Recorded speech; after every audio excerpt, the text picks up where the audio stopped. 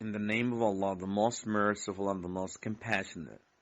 The International Faculty for Teaching Quran and Islamic Studies presents Exegesis of the Holy Quran and its Sciences, Shaykh Ashraf Ibrahim.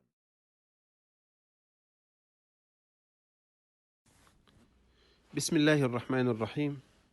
الحمد لله رب العالمين، وأشهد أن لا إله إلا الله وحده لا شريك له ولي الصالحين، وأشهد أن محمدا عبده ورسوله إمام المتقين وخاتم الأنبياء والمرسلين، صلى الله عليه وآله وصحبه ومن تبعهم بإحسان إلى يوم الدين وسلم تسليما كثيرا.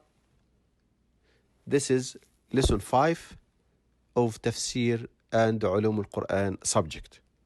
And today, inshallah, we are speaking about the significance of the Quran preservation. Allah subhanahu wa ta'ala promised in the Quran that He would take the responsibility of protecting His final word from loss. He subhanahu wa ta'ala said in the Quran, إِنَّا نَحْنُ نَزَّلْنَا الذِّكْرَ وَإِنَّا لَهُ لَحَافِظُونَ. Verily, we have revealed the reminder, which is the Quran, and verily, we shall preserve it.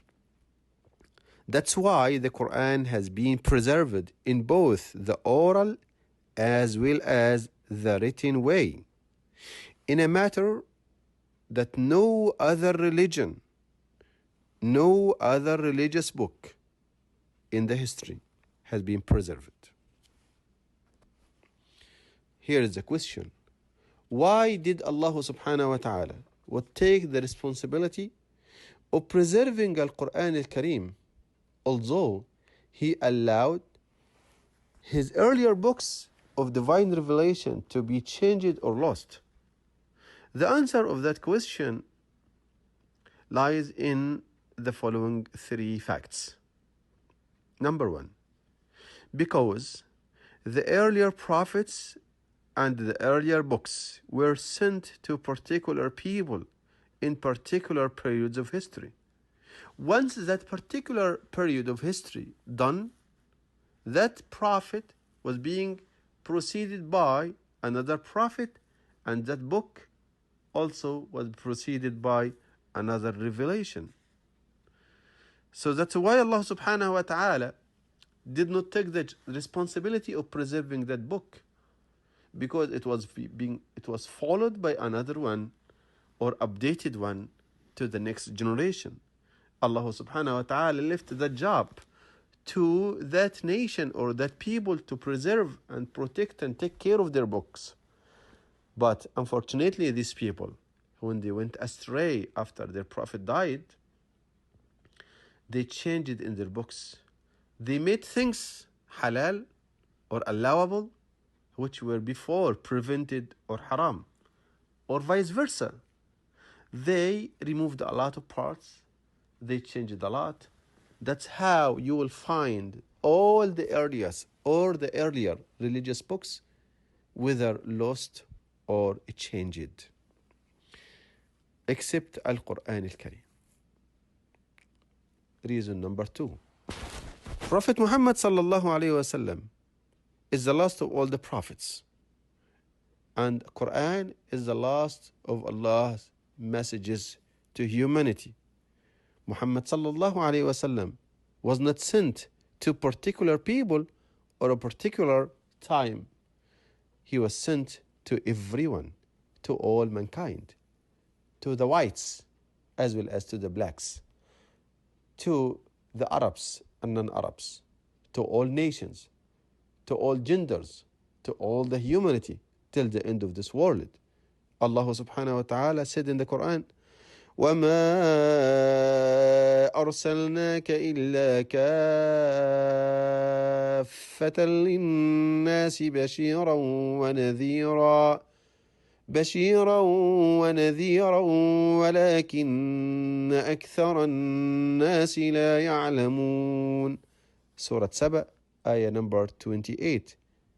We have only sent you, O Muhammad, as a giver of glad tidings and as a warner to all mankind, but most of people do not know. This is Surah Saba, verse number 34, 28. Thus, his book of Revelation, the Quran, had to be specially preserved from any form of a change or loss, so that it would be available to all generations of mankind until the end of this life. Reason number 3. The Quran was the main miracle of Muhammad sallallahu alaihi wasallam. It gave the clear proof that Muhammad is a prophet of Allah. He is a true messenger of God. He is not an imposter.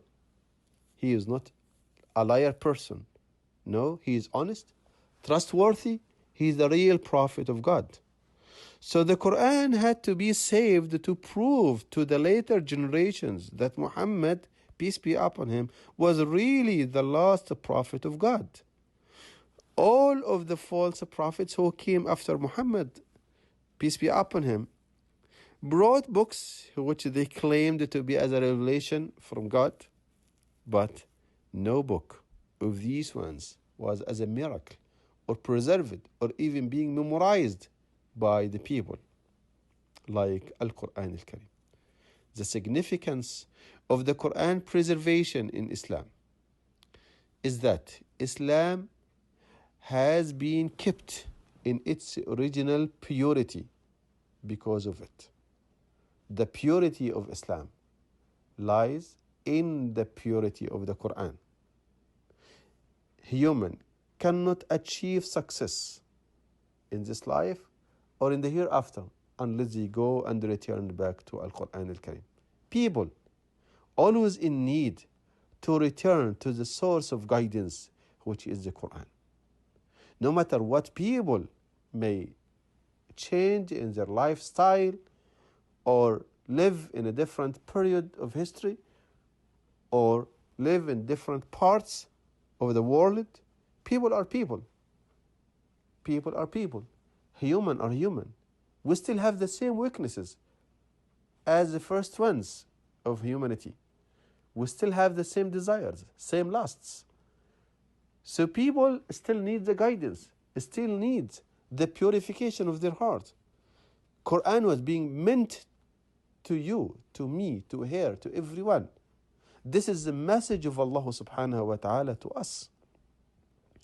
And that's why Al-Quran is being needed all the time as a backup and as a reference for the people to get back to when they need the guidance.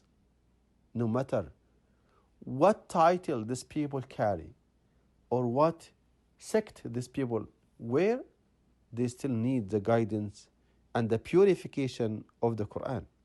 So the Quran is needed to be preserved as a source of guidance, to be there, to give the clear message and the solution for any problem that may arise, to be used in our prayer.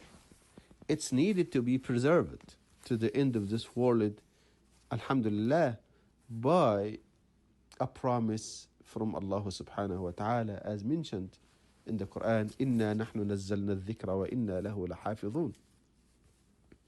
It is the final message of Allah subhanahu wa ta'ala. It is the final book that no other revelation will come after. So the true teachings of the Quran is still alive, still fresh till today, and will be preserved by Allah subhanahu wa ta'ala.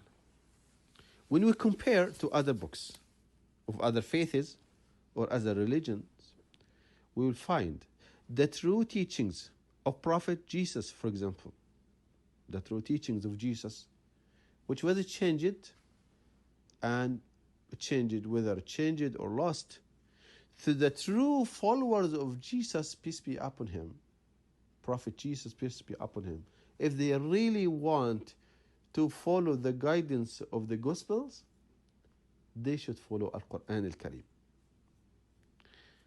The true teachings of the original Torah was lost also when Prophet Sulaiman's temple in Jerusalem was destroyed by the Babylonians when the temple of Sulaiman alayhi salam was destroyed by the Babylons, thus also the Jews cannot return to the pure teachings of the Torah that was revealed to Musa alayhi salam, except by following Islam, except by getting back to the Quran.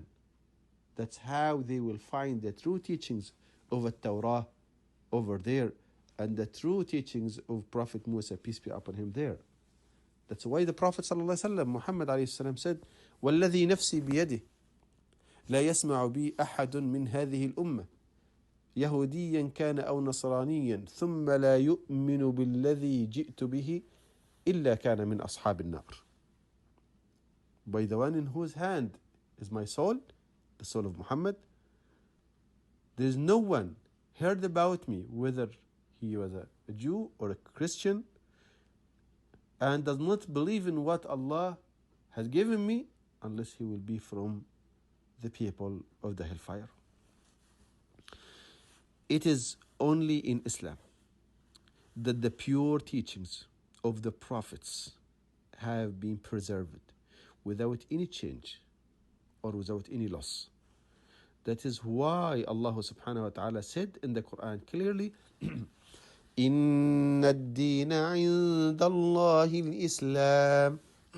Verily, the only acceptable religion to Allah is Islam. وقال الله تبارك وتعالى أيضا ومن يبتغي غير الإسلام دينا فلن يقبل منه وهو في الآخرة من الخاسرين. And whoever seeks a religion other than Islam, it will not be acceptable for him. It will not be acceptable from him. And on the day of judgment, he will be from the losers. اللهم يا ولي الإسلام وأهله مسكنا بالإسلام حتى نلقاك وأنت راض عنا يا رب العالمين لا مبدلين ولا مغيرين بل على هدي نبيك المصطفى حتى تجمعنا به في جنة النعيم يا رب العالمين. O Allah, you are the guardian of Islam. O Allah, make us adhere to Islam till we meet our Prophet in the heaven on the day of judgment. O Allah, O Lord of the whole worlds. وصلى الله وسلم على سيدنا محمد والحمد لله رب العالمين والسلام عليكم ورحمة الله وبركاته. Inshallah, from next session we will start going to tafsir, and we will start inshallah by tafsir the Surah Al-Fatiha, the greatest surah in Al-Quran Al-Kareem, followed by some other short surahs. May Allah subhanahu wa ta'ala make us close to Al-Quran in this life and close to our Prophet in the heaven. Ya Rabbal Alameen.